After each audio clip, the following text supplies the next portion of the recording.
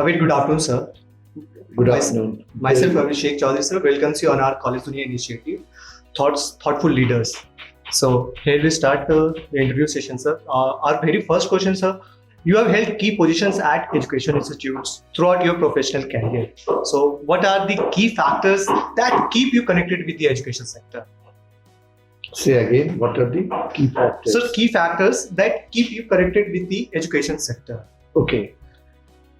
So from the very beginning of my career, when I completed my graduation in civil engineering, I had decided, though I had other options like government job and in other sectors, but from the beginning I had a fascination for this teaching profession. So all my batchmates, they joined government sectors or they joined their business, family business or something like that. But I joined BIT Mesra as a faculty member of Department of Civil Engineering.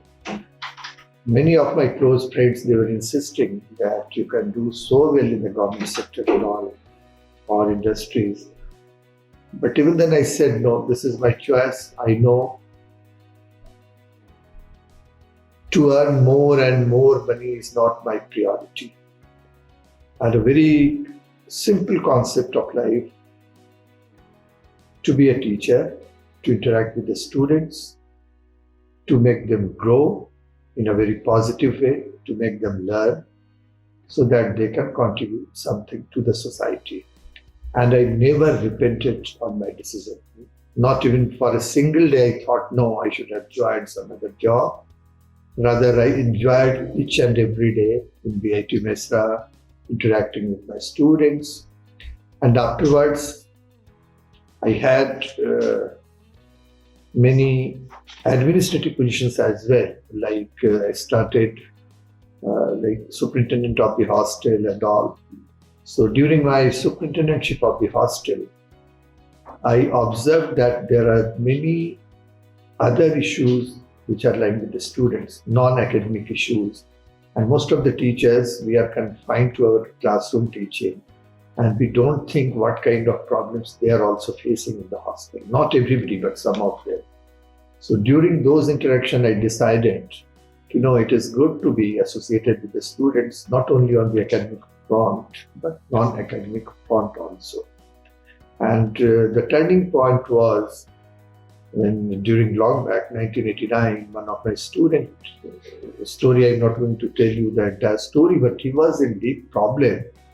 And he was so scared of me, like I used to be a serious kind of teacher. So he never thought that I can interact with him so comfortably. Slowly and slowly when he opened up, and I found, I think it is our problem in the sense the teachers or the parents.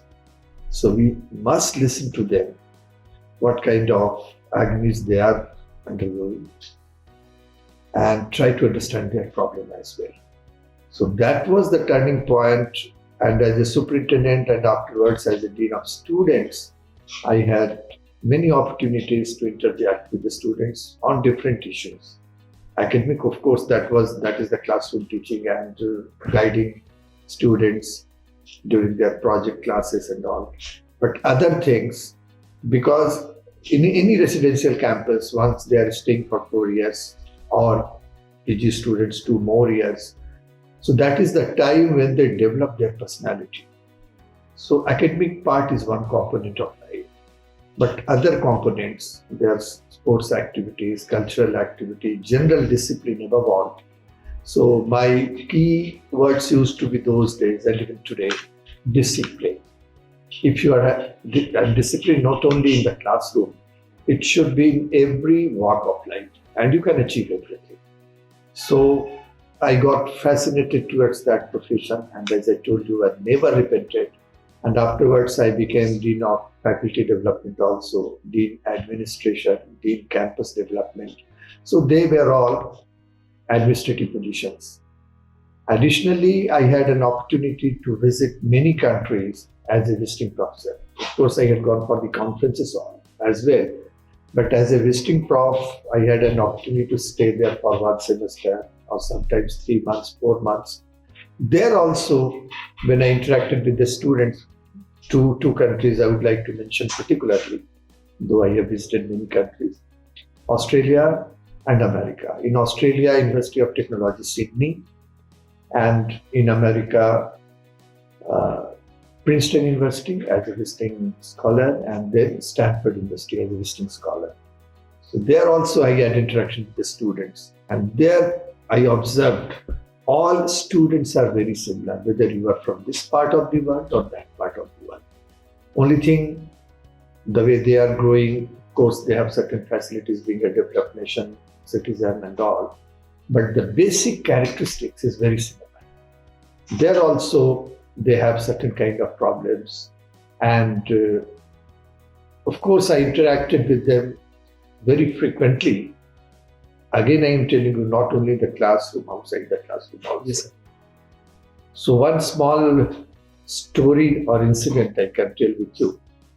When I was in Princeton University, so one day what happened, the professor with whom I was working with, Professor Peter, he told me, Professor, I saw in your CV that you are Dean of Students in BIT Mesra.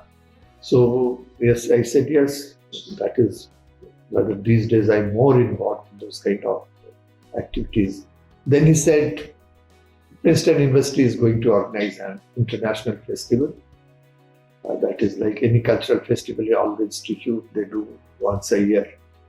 So can you devote some time to this program? So I found this one as a golden opportunity to interact with the Princeton University students, how they are organizing their organizing capability and how they are doing the things. And I was just trying to compare with Indian scenario, particularly BIT Mesra and then the Princeton University. Then I said, what am I supposed to do? Then he said, the president of the student committee and the secretary of the committee. So in the evening, we are going to organize a meeting with you. And he sent an email to both of them immediately and copy to all concerned persons. And the students replied immediately. They have a different kind of freedom, not like India. So students, they sent me an email immediately that, are you free in the evening? So we are going to book a table in the cafeteria and we can sit together and have discussion. So it was around 6 p.m. or so. I went to the cafeteria, though two young guys, final year students, they were waiting. One was American Chinese, of course, born and brought up in America, and other guy was American. So the conversation we started like, what I liked over there, I am telling you. Then I asked, my question was, so how do you organize this kind of festival? So like, what is your first time? Day one. What is the first item? Then they said, for us from last so many years, we start with the lion dance. That is a typical Chinese item, lion's dance, and Chinese, they do it. Then he asked me, very liberal, very open, very democratic. Then he asked me, and Professor, what do you do in India? Then I said, we normally start the function with a prayer, preferably Goddess Saraswati prayer. Naturally, they had no idea about Goddess Saraswati. They asked, what is this? Then I said, she is goddess of wisdom. That is what we consider India. Goddess of wisdom, sounds very good, the American guy said. Then I said, yeah, so there are 4 lines and we start with that prayer. Then he said, here also we can do it. I said, why not? We can do it. But who will do it? Then I said, I will find some candidate or some student or teacher or anybody who can start with the prayer. The openness, the flexibility which I noted, they said, yes, so the first item is going to be from the message from the goddess of wisdom, what they said. I said, it's a prayer. So we noted down prayer. And Saraswati Vandana, the function started with. Then the second item became lion dance or something. Then third, fourth, and all. So I really felt good. They didn't argue at all. They didn't ask about the tradition of the university and all. So flexible. And they liked it. Goddess of wisdom, if the prayer starts with. Nothing like it. And Luckily, in that visit, my wife, who is a professor of Sanskrit, she had also gone with me to Princeton, and they had made all the necessary adjustments for our stay, and all comforts they were taking care of. So she started, and when the function started, you will also, everybody would be surprised to know, one of the biggest hall, Richardson Auditorium, very famous auditorium of Princeton University. And participants were from 133 odd number of countries. Full house, name any country and you will find some student from that country as a participant. And the Chancellor of the university, she was a professor of microbiology there. And in that Richardson Auditorium, when this Saraswati Vandana loudly playing with the support of the harmonium, everybody was listening to it. Naturally, they could not understand the meaning. How will American and all they will understand the meaning? But the biggest compliment was when the program got over, the prayer got over, the Chancellor of the university, she went herself up to the stage and she told over the mic, though I could not understand the meaning or the words, but I felt it. So that is the power of this language. And when they came down, the Chancellor came towards me and said, can we organize a small workshop on this Sanskrit literature, a half-day workshop, and we are going to sponsor the program. Because many of the American universities, they are having Sanskrit as a subject, but not Princeton, they have not. So at least the discussion started. And of course, the second item, Lions dance, like typical Chinese dance, and other programs been taught. What I wanted to say, student psychology, more or less, is similar all over the world. You have to interact with them, you have to understand them, you have to respect their feeling as well as, and automatically you are going to earn respect out of it. Yes, very truly said, sir. So, moving to the next question. So, being the Vice Chancellor of Birla University, what is your philosophy of leadership, sir? So, how would you describe your leadership style? Yes. This is a recently established university. From the last 3 years it has started.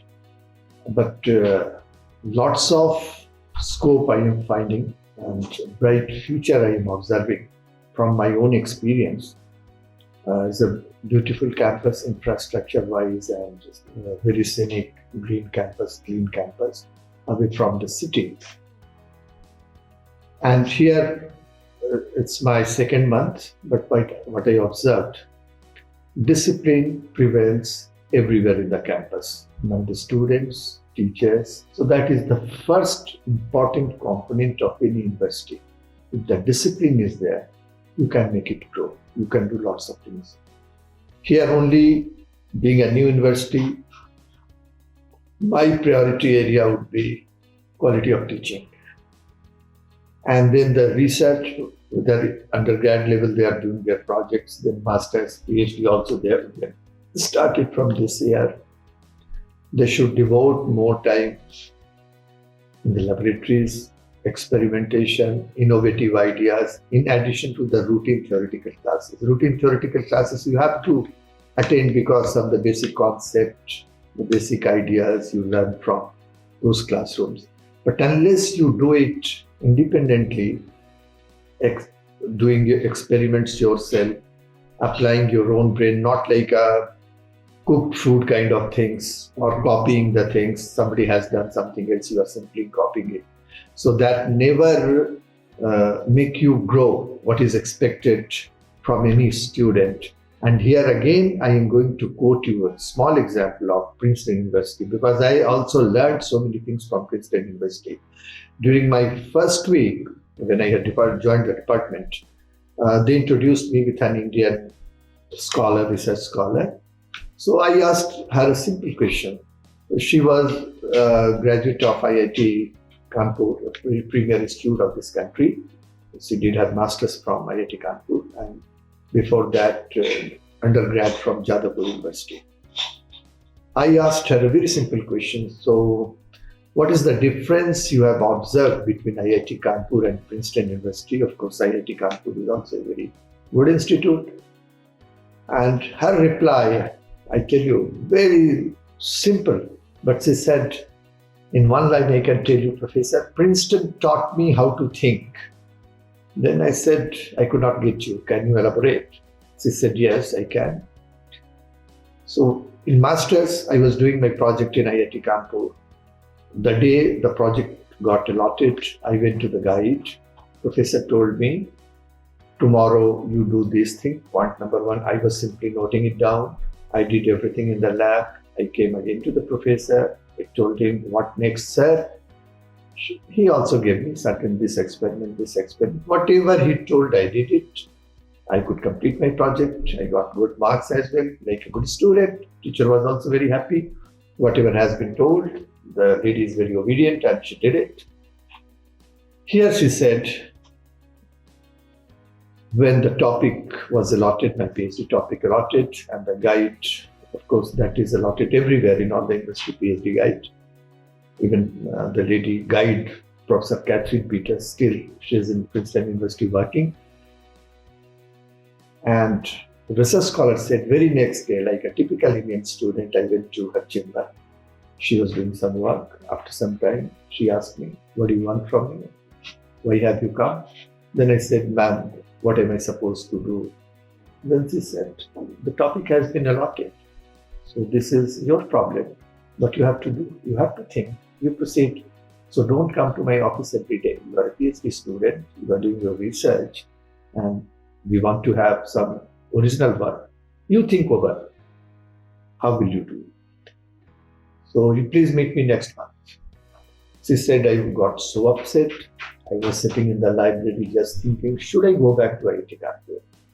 In between, I met one of the American research scholars. He said, well, lady, why are you looking so worried? Then she said, okay, my guide, my supervisor, she said, yeah, you meet me after 1 month and you have to do it yourself. I don't know. What should I do? Then he said, yeah, she was right. Why should you go to the guide every day? So the big library is there, everything is there. So you have to find out the topic which you have chosen. Then she said, in 1 month of time, I got this confidence. I surveyed, I went through so many books, literature review and all. And after 1 month, I prepared a report. I went to the supervisor. She welcomed me, went through the report and said, yeah, you are in the right direction. You have chosen the right topic. Statements are all correct. Right direction you are going in. Proceed. And you meet me after 3 months now. Then she said, I started enjoying the work. I was applying my own brain. Sometimes deleting something, adding something, this, that. So after 3 months, I was feeling so independent. And that gave me confidence. Only a little bit of guidance she was giving. No, here I think you should do like this, kind of. While in our country, whatever I say, you have to do it. Many teachers, they get angry also. Not all the teachers I am telling you, but many of us. This is the way we have been taught. Or the typical Lord Macaulay's system or whatever, I don't know. But here in this system, it happens. The PhD guide, if you go to him, he will tell you, rather not as a guide, rather he will tell you in whatever way he has learned that you have to do. Innovation doesn't come that way. So here in Sarala Birla University, that line of the Indian research scholar, Princeton taught me how to think. I will implement that. And of course, I will monitor. It is very difficult to change the system immediately. Yes. But in a slow process way, even if we are talking, suppose interacting on any issues, this interview and all, you may give some better ideas. I should be ready to accept it also. I should not insist, Abhishek, you should do like this, you should do like this. You may be having your own ideas, and that those ideas need to be respected. Even from a young boy, and this younger generation these days, they are no doubt they are very smart generation. Only they should be in now the beauty of this part of India. Our culture, our sanskars, it has got limitless values, I tell you. So those things need to be incorporated. The good from the western part and the good from our eastern part, that need to be amalgamated. And then a perfect kind of personality we expect. So as a teacher or as a vice chancellor of this university, my prime responsibility would be to make a graduate really grow like a learned person who can contribute something to the society. For himself, definitely, he should be capable to earn, to take care of his family, and the family should also feel proud of him. And he should also develop the state and country. Internationally also, he should be acknowledged. So that is my idea. But the basic component is going to be the discipline. If discipline is there, then only I can tell him something. So you can say 2 words: discipline and innovative ideas, and overall development of the personality. Academic part is one part. So in any residential campus, they have an opportunity to stay in the campus, mingling with friends, sports activities, cultural activities. Even with friends, once they should learn how to share. Yes. Share means not only the materialistic things, your problems, your issues. If somebody is sick, we had also learned those things. I recall when I was in hostel, suppose my next room or any friend staying in any lobby, he is sick or so, some of them met with an accident. We used to go to his room to help him, support him, any kind of help he needs. So like a good human being, that should be the basic objective. He should be a good engineer or good economist or management person. But overall, he should be a good human being. So that would be also my idea. And even in the technical university, Jharkhand University of Technology, I interacted with the students. Students, they are the most important stakeholder of any university.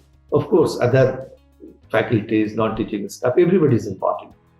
But university is meant for whom? For the students. So here also, when I recall our Banaras Hindu University, which was founded by Mahamana Madan Mohan Malviya, the way he developed the university, and not only university means building and all, money was a big constant. So those things are no doubt, he commands lots of respect in those areas. But interacting with the students, taking care of all the students, those who are in need, those who are in problems, the way he used to interact and used to help them. So that is also my basic idea, interaction with the students, listening to their problems, which I told you I got when I was in VIT Mesra. More and more interaction, more and more I understood their problem, their basic psychology. So in my 35 years of career, I can tell you, I did not find even a single student whom I should tell he was a bad boy. Circumstances were there and they were misunderstood at times. So only requirement is to understand them and to correct them. And transforming them into a good human being, good Indian citizen who can contribute to the society. Thank you. That's great, sir. So moving to the next question. How does the curriculum of Sarla University ensure the best practice of industry? Curriculum design, already we have the curriculum. It has been, I joined as I told you 1.5 months before, so the curriculum has already been designed. But in all the committees, Board of Studies, industrial representation is there. A person from the industry, expert from the industry, they are also there, and they give their idea what kind of new technologies are emerging. Like these days, particularly this decade, in electrical engineering, electronics and communication engineering, computer science even, the importance of artificial intelligence, cyber security, your machine learning, and many more new topics nobody can ignore. So you have to have the ideas. Maybe you had graduated, even a teacher joins over here who has graduated in the year 2000 or 2005 or 10. They had not studied these courses formally. Artificial intelligence or cyber security, machine learning, cloud computing and all, many new areas. Even CAD-CAM, in our time when we were students, they had not heard about CAD-CAM. It was not there, internet was not there at all. But now without the help of CAD, we cannot design also. So the old theory is gone. So in syllabus designing, all these components have been considered, and we are having a regular feedback from industry people. And also we are examining the syllabus of other universities, well advanced universities, and seeing all those things. The board of studies, they decide and come to the conclusion, because ultimately once they are joining the industry, they should not look like an outdated students. They should be updated completely. So in all the board of studies, members from representation from industries, they are there, and more would be included also, so that the syllabus is up to the mark and we can stand in the market. That is also very important. Yes, as per the industry and their standards, sir. As per requirement. Yeah. Yes, sir. That's great, sir. So, how would you like people to know about your university that they may not know, sir? Any points? In last 3 years, they have already earned some reputation, at least in Ranchi area, local area and all. But you raised a very valid question. And last week also I had discussion with some of the staff members.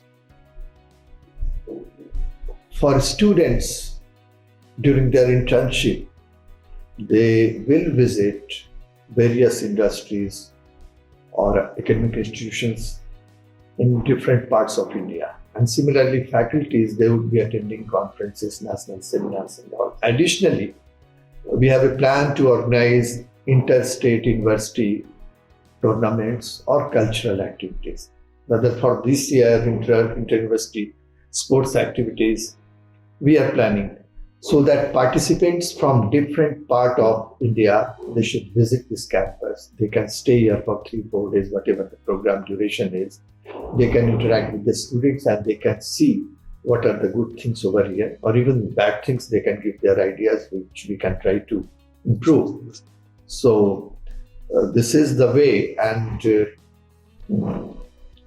trying to have more and more interaction during this COVID time also. The university has organized many webinars where participants from other universities, they have also participated, and experts, they also delivered the lectures. So slowly we are observing that people are knowing about Sarlawa University. But these are the activities, student activities or faculty activities, seminars, conferences, national conferences, even visiting industries and all. They would help us to spread. But who is going to be the main ambassador? Our students. And once they pass out, they go to the industry, they perform well, then everybody would say, BITMS I had seen, that was also when I was a student, not very old student, not very old institution. But BITMS, wherever they went, they proved that they have an all-round kind of development. So that all-round development, which I had mentioned earlier also, I will take care that students should be active in all those activities, and they would be really our brand ambassador. And maybe after 2 years, 3 years or 5 years, comfortably 5 years, I would say, every part of India, even abroad also, maybe, because they may join some foreign universities for their higher studies and all. So this is the way it will spread. But the quality would be the key word. That would be the message to the society. Yeah. That's great, sir. So what do you see as Sarala Birla University's greatest strengths? Greatest strength, as I told you in the beginning, discipline. Yes. Day one when I joined, the way they had welcomed me, and very disciplined crowd. And I said, yeah, this is the place I can do something. So moving to the last question, sir. So any suggestions you would like to give to the current youth and the aspiring students? Yes. Again, I told you, if you ask this kind of questions, my answer would start again from the basic discipline in every walk of life, not only the classroom discipline, in every walk of life. In all the 24 hours, whether when you are going to sleep, when you are going to get your food timing, your sports timing or cultural activities, your hobbies, your academic studies also, you have to devote time. If you have a disciplined routine, commitment, your honesty, your integrity, that should be maintained, and you can achieve anything. And I would tell my students, and above all, respect your parents, respect your all the elders, teachers, and be a good human being. And think something about your country. Think about the great persons like Swami Vivekananda, or as I always mention, Mahamana Madan Mohan Malviya, Dr. Radhakrishnan, and all the way they had contributed. This should be like our role model. But unfortunately, in last 2 decades, I have observed youth is deviating from the main kind of still, either due to this lots of involvement in internet, mobile, WhatsApp, Facebook. So the bonding in the family is also slowly diminishing. And if the connection is not there, we had never, when we were young, we had never heard about Vridhashram in our country. Yes, sir. Old days houses. Now very proudly people they talk about, they are constructing the old days house, making money out of it, the business person. And I really feel for the children who are sending their parents to the old age home. So this culture should not be welcome, it should be condemned. I should use a very loud word, condemned. Yes, sir. What for? What is the meaning of your life? You cannot take care of your parents. And what is the meaning of that degree? Whether BTech, MTech, PhD, MBBS, MD, whatever degree you have earned, and maybe you have earned crores and crores of rupees. The money is not going to go with you if you cannot take care of your parents, if you cannot take care of your dependents. The whole life is meaningless. What will you do with those monies, millions and millions of dollars, and you are a loner? And when I visited the Western world, or Australia also, I had stayed many a times. The kind of life I'd seen, the loneliness among all those persons. Even I'm not naming, but some of the Nobel laureates in Princeton, the kind of life they have, children, they are away, they are not at all concerned with the parents. So this kind of thing should not be there at all. If you are, as I told you, you may be a good engineer, good doctor, but overall try to be a good human being. Otherwise, life is meaningless. Thank you. Thank you very much, sir. Thank you for giving your valuable time with us. Thank you, Abhishek.